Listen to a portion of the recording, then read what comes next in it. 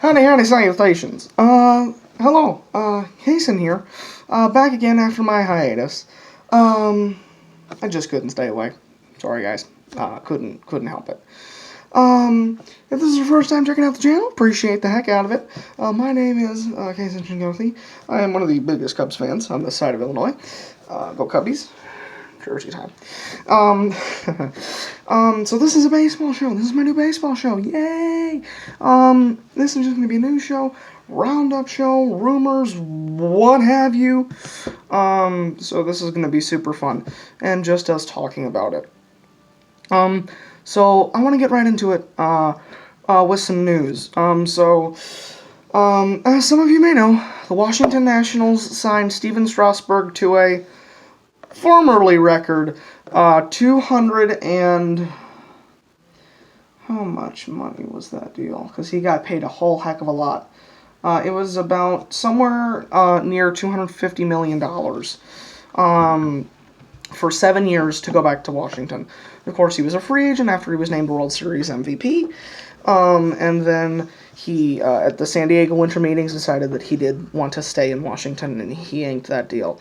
Of course, that deal has since been surpassed by Garrett Cole, who signed for about $340 million with the Yankees for 9 years.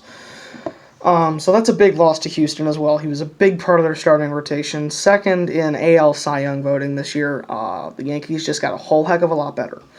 We're not talking about the Yankees. We're talking about the Nationals and the Cubs. So basically what happened is Strasburg signs. Okay? Let me give you the whole picture. Strasburg signs. Now here's something else. The Washington Nationals also in the free agent pool have third place runner-up in NL MVP voting, Anthony Rendon. He's their third baseman. The dude raked this season, hit a ton of homers, ton of ribbies, doubles, triples, you name it. He hit everything. He hit a ton. And he was absolutely fantastic, and he has been for the past few years in Washington. He's been great. He was drafted by him. He's played for him. And he's a big part of their hitting lineup. Well, not anymore. He just signed a deal to the Los Angeles Angels of Anaheim, which Joe Maddon is now managing.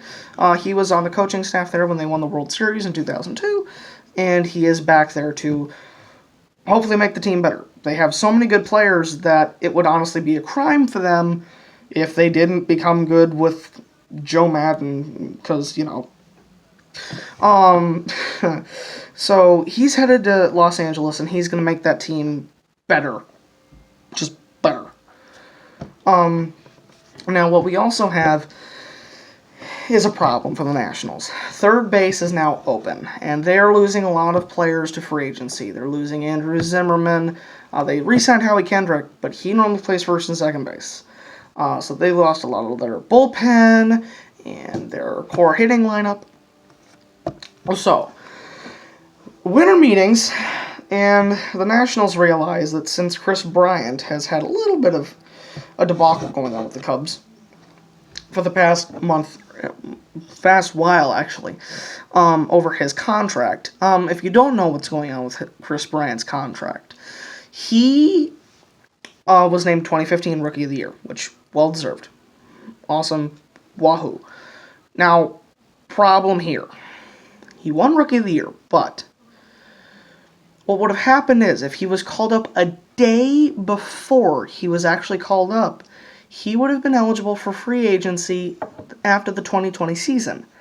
However, since he was called up a day later, he is now eligible for free agency in the 2021 season. And he's angry about that, and he says the Cubs used him. They did that on purpose. They used it strategy so they could keep me longer, and he's all angry, and he's all angry at him, and all that hoopla is going on, and talks of trade have been going around forever. And he's a big contract for them. He's a big part of their money. And the Washington Nationals are missing a third baseman. So what do? They approached the Cubs at the winter meetings and said, hey, we want to inquire about a possible trade for Chris Bryant. What do I think? Well, as Chris Bryant is my favorite Cubs player, that's upsetting, but it makes perfect sense. Chris Bryant was absolutely amazing.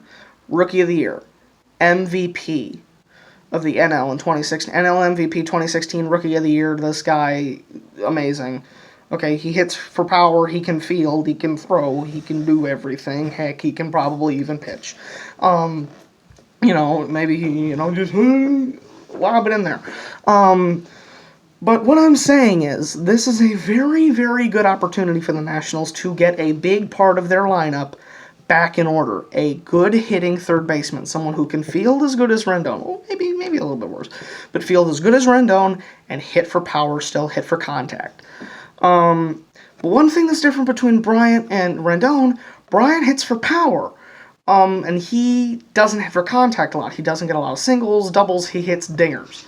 Rendon hit dingers and contact. He got singles and doubles all last season. Of course, big issue with 2019, juiced balls. The baseballs were wound tighter this year, proven by MLB. They were wound tighter so that they jumped off the bat more and they went further. This was a problem for Justin Verlander, main starter for the Houston Astros. Lucas Giolito, the Chicago White Sox, made a huge deal about it. So they're all angry. Over the balls being basically easier to hit. They would pitch and the balls would go further, and they would wind up more home runs. They would wind up more in gaps. They would wind in the corners more. It was just a pitcher's nightmare this season. But somehow Justin Verlander wins the AL Cy Young, throws his third career no-hitter, gets a 300 strikeout season, and he's complaining. Madonna. Okay, but my main point is, this would be a huge pickup if the Nationals can continue to talk to the Cubs about this. If they can continue to inquire and offer up possible trades for Chris Bryant, they have a really good thing going for them, and that is the possibility of Chris Bryant being a Washington National. Of course, there's also the talks of him being a Philadelphia Philly, as him and Bryce Harper, they went up together, and, they were around each other a lot in the minors, and there's always been talks of them hooking up in Philly together, they're getting, hey, how you doing? Nice to see you. This is a handshake. Whatever. But, okay, this is big. If Bryant goes to Washington, who are we getting? Most likely the Nationals would offer us either some prospects or someone of their, of Chris Bryant's caliber, who is a very sought-out player. I don't really have any people from the Nationals I could want. I'd have to look through their prospect pool and get back to this at a later date. But for right now, the topic is still up in the air. Are the Nationals going to land Chris Bryant this offseason?